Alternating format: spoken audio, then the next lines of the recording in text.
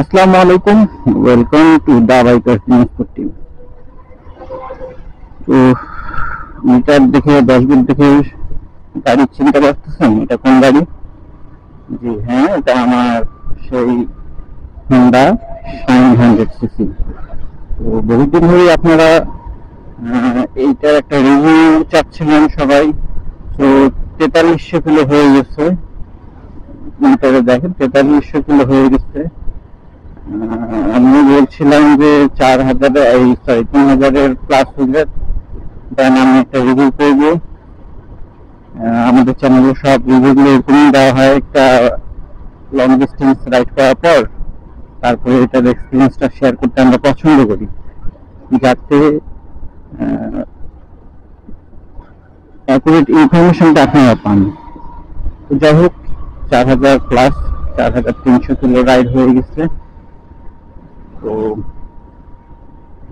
এই হচ্ছে, তাই আজ বের হয়ে পড়লাম এটার রিভিউ করতে, আপনাদের সাথে একটা ডিসকাশন করতে এসপি শাইন 100 সিসি নিয়ে। লাস্ট 2-3 মাস ধরে বাংলাদেশের মার্কেট কাঁপছে, বাইকিং মার্কেট কাঁপছে। তো সেই কাঁপাকাঁপিতে ভাগ বসাতে হুন্ডাও তাদের বেশ কিছু প্রোডাক্ট লঞ্চ করে ফেললো। তার মধ্যে my favourite one Honda 0.2, Honda shine 160, Honda shine 125, shine SP 125 and my shine 100 CC. প্রথমে বলে রাখি, এই বাইকটা কাদের জন্য? ডেইলি লাইফে রাফ ইউজ করার জন্য বাইক চাচ্ছেন তাদের জন্য। গোরস্থানটা পার হয়ে গেছে।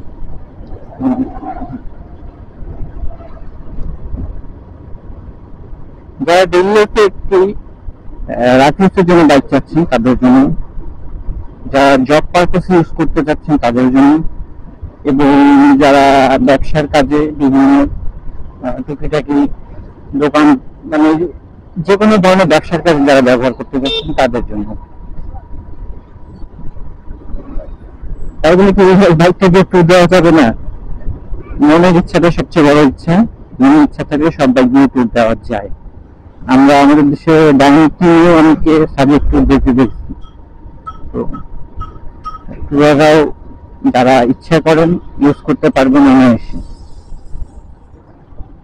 তো বাইকটি রিভিউ করতে আমরা যাচ্ছি আজকে আমাদের রামসাগরে একটা প্রাকৃতিক মনোরম পরিবেশে আপনাদেরকে রিভিউটা দেখাবো।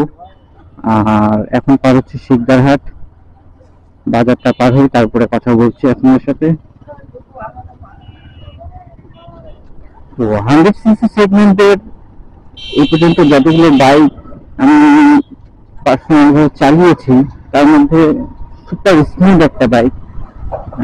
সাধারণত এই সেগমেন্টগুলোতে 100, 110, 125 সেগমেন্টগুলোতে সেভাবে স্মুথনেসটা থাকে না, কিন্তু হোন্ডা একটা খুব সুপার ফাইন মানে স্মুথ বাইক একটা মার্কেটে রিলিজ করছে।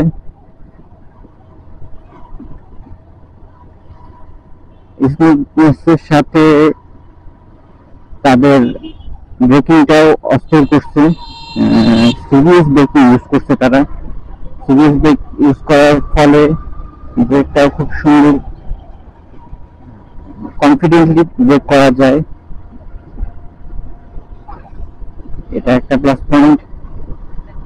আর সিটিং পজিশনটাও খুব সুন্দর, সিটিং পজিশনটা একবারে কমফোর্টেবল সিটিং পজিশন একটা। সিট ক্যাপাসিটিও খুব সুন্দর গাড়িটার। ফ্যামিলির জন্য আমি এমনিটা ফ্যামিলি সহ রাইড করতেছি, ফ্যামিলি সহ রাইড করার জন্য বেস্ট একটা অপশন হতে পারে আপনাদের জন্য। এই বাইকটি আমি আমার ফ্যামিলি পারপাসে ইউজ করি এবং বিজনেস পারপাসে, তো নো ডাউট অ্যাবাউট ইট।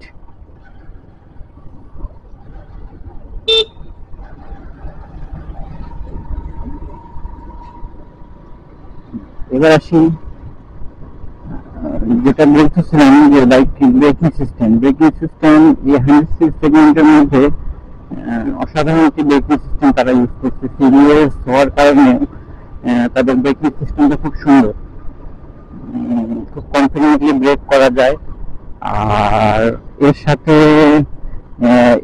তাদের টায়ার সেগমেন্টটা টিউবলেস টায়ার হওয়ার কারণে আরো কনফিডেন্টলি চাকার গ্রিপটা ভালো থাকে এবং টেনশন ফ্রি রাইড করা যায়। টিউবলেস হওয়ার কারণে কাটা ঢুকলেও সেখানে ভয় থাকে না, কারণ যেহেতু এই বাইক ম্যাক্সিমাম সিটি রাইড হবে সেহেতু কাঁটা ভয় থাকেই, সিটিতে কাঁটা থাকে, কাঁচের টুকরো এসব জিনিস থাকে। এই দিক থেকে খুব ভালো একটা সাপোর্ট পাওয়া যায় টিউবলেসের কারণে। লাইট যেহেতু হ্যালোজেন লাইট ইউজ করা হয়েছে, ইন্ডিকেটর এবং হেডলাইটে যেটা সবগুলো হ্যালোজেন লাইট ইউজ করা হয়েছে। হ্যালোজেন লাইট ইউজ করার ফলে হাইওয়েতে অবশ্য একটু ব্রেক করতে হবে ফগ লাইট ছাড়া, যারা হাইওয়ে রাইড করবেন এই ধরনের বাইক দিয়ে বা এই বাইক দিয়ে। বাট সিটি রাইড করার জন্য এর লাইটের আলোটা পর্যাপ্ত। এই হচ্ছে রাতের বেলা সিটি রাইডের আলো। রাতে এখানে তো বুঝা পাবে না, অন্ধকার রাস্তা যাই তো। এই যে এখন একটু দেখা যাচ্ছে।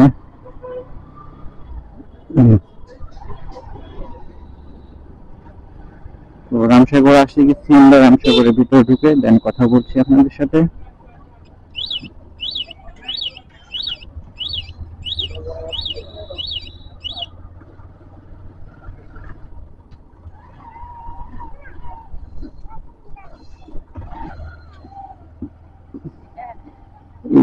ভাঙাচোরা রোডে আপনাদেরকে দেখাচ্ছি, দেখেন সামনে ঢুকবো আমরা ভাঙাচোরা রোডে। ভাঙাচোরা রোডের সাসপেনশনের ফিডব্যাক অনেক বেটার।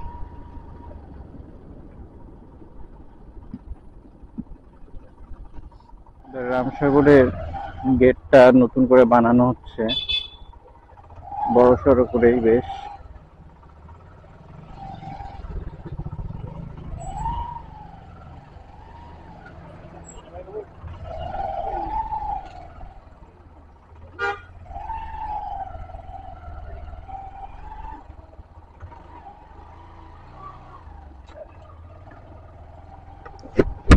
তো এখানে গোটাটাই আমি অফরোডিং পাবো। এই যে ইট সালনের রাস্তা, তো ক্যামেরাতে কতটুকু বোঝা যাচ্ছে জানি না। দেখেন হ্যান্ডেল কতটা স্টেবল, বিকজ সাসপেনশন খুব সুন্দর। পিছনে পিলিয়ন সিটে খুব কমফোর্টেবলি বসা যায় সাসপেনশনের কারণে, এবং পিলিয়নে রাইড করার জন্য খুব বেস্ট একটা ফিডব্যাক দেয় এই সাসপেনশনটি। এবার আসি এর পাওয়ার নিয়ে। হোন্ডার বেশ কিছু বাইক আমি পার্সোনালি ইউজ করছি। ব্রেক, অস্থির ব্রেক।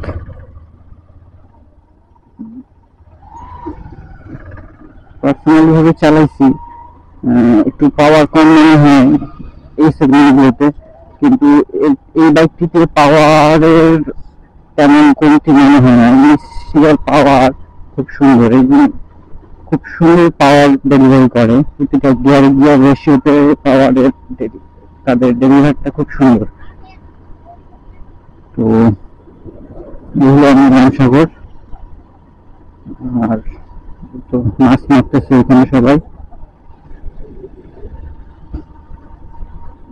আমরা চলে আসলাম আপনাদেরকে আমাদের রামসাগরের কিছু প্রাকৃতিক ভিউ দেখাইতে এবং এসপি 100 নিয়ে ব্রেক, অসাধারণ ব্রেক। আমার মনে হয় ব্রেক টেস্ট করার জন্য কুকুরগুলো সামনে আসতেছে বারবার। আপনার আপনাদেরকে ব্রেকফাস্ট দেখানোর জন্য। এবার সে মাইলেজ অলমোস্ট 60 প্লাস, 65 65 এর মধ্যেই প্রায় মাইলেজটা পাওয়া যায়। যদিও এই সেগমেন্টের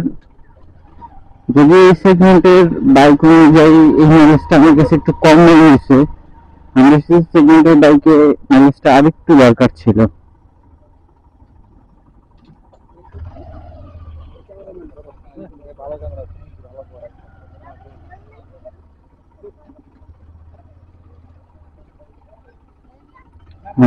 বাইক সেগমেন্টে 70 মাইলেজটা দরকার ছিল। যাই হোক, এই 65 মাইলেজ আমরা পাই এখানে এই বাইকটিতে। আমি হুন্ডা শাইন 100 এই বাইকটিতে ইঞ্জিন অয়েল ইউজ করছি মোবিলের সুপার মোটো 10W30 গ্রেডের। তো আবার এটা অনেকে সুপার 40ও বলে আর কি। যাই হোক, মোবিলের এই ইঞ্জিন অয়েলটার পারফরমেন্সও অসাধারণ। গাড়িটা স্মুথ করতে ইঞ্জিন অয়েলটাও খুব সুন্দর কাজ করে।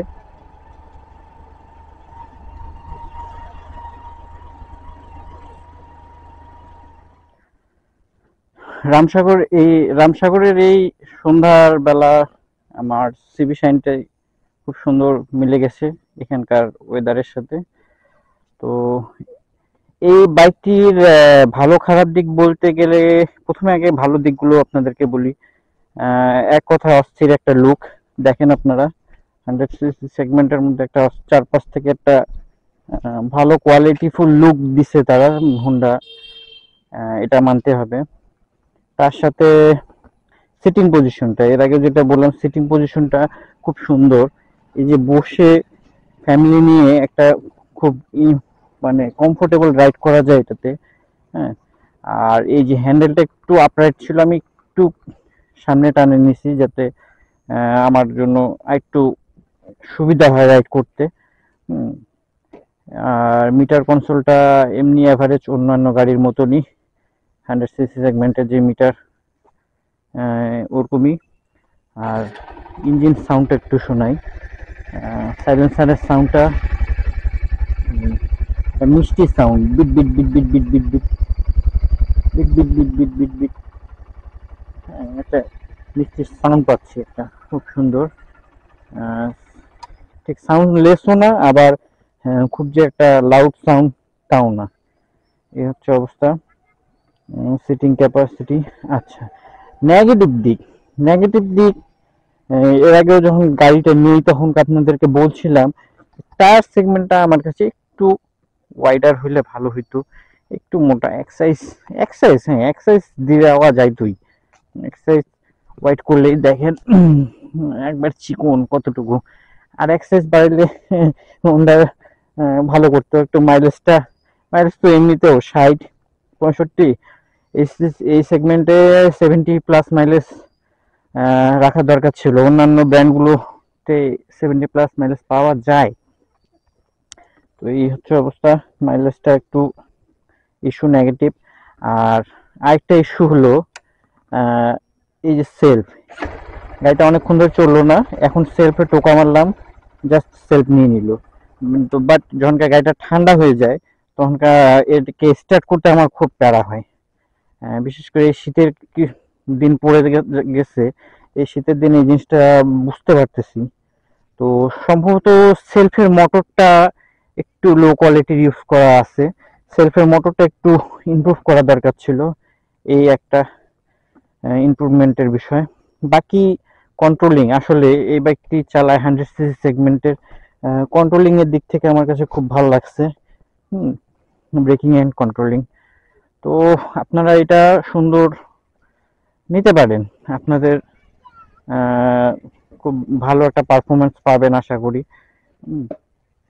এই হচ্ছে, আর তেমন কিছু বলার এই বাইক সম্পর্কে নাই। 100cc বাইক সম্পর্কে তেমন আর কি বলি, মাইলেজ ব্রেকিং সবই বলছি আপনাদেরকে। তো এই পর্যন্তই, আরো কিছু জানতে চাইলে আমাকে কমেন্ট করবেন, আপনাদেরকে কমেন্টে রিপ্লাই দিব, অথবা নেক্সটে আরো কোনো ভিডিও বানায় সেই অজানা তথ্যগুলো আপনাদেরকে দেওয়ার চেষ্টা করব। আজ এই পর্যন্তই। সবাই সুস্থ থাকবেন, ভালো থাকবেন, আর অবশ্যই অবশ্যই দা বাইকার্স দিনাজপুর টিমের সাথে থাকবেন। আসসালামু আলাইকুম। সূর্য ডুবে যাচ্ছে, বিদায় নিলাম।